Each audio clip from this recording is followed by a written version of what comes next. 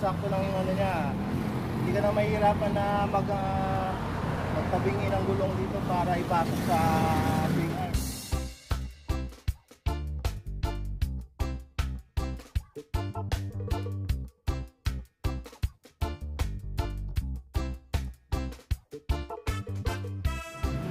Ito guys, yung isa sa scenario na sinasabi ko. Katulad niyan guys, nasiraan tayo ng pito dahil sa pagka-stack ng motor natin. Na-stack siya na matagal. Naka-recover na ngayon si Sigma natin. So ito yung use ng ating center stand. Mismong gawaan, hindi na sila mahihirapan na tanggalin yung gulong sa likod kasi meron na siyang center stand.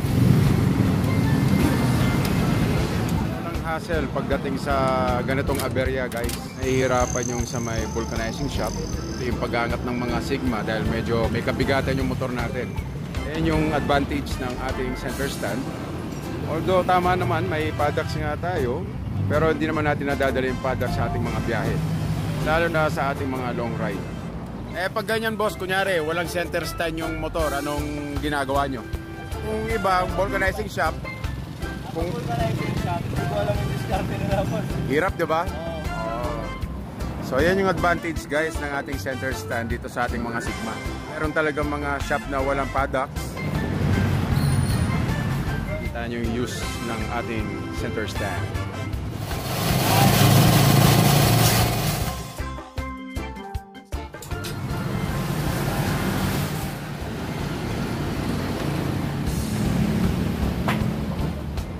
Diretso lang yung gulong.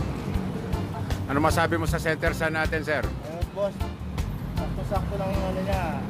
Hindi ka na mahihirapan na magtabingi ng gulong dito para ipasok sa swing arm. Lalo na pag may aberya, no? Magamit talaga yung center stand. Aangat ka na lang yan, tapos. Yan guys, naikabit na natin ang ating gulong.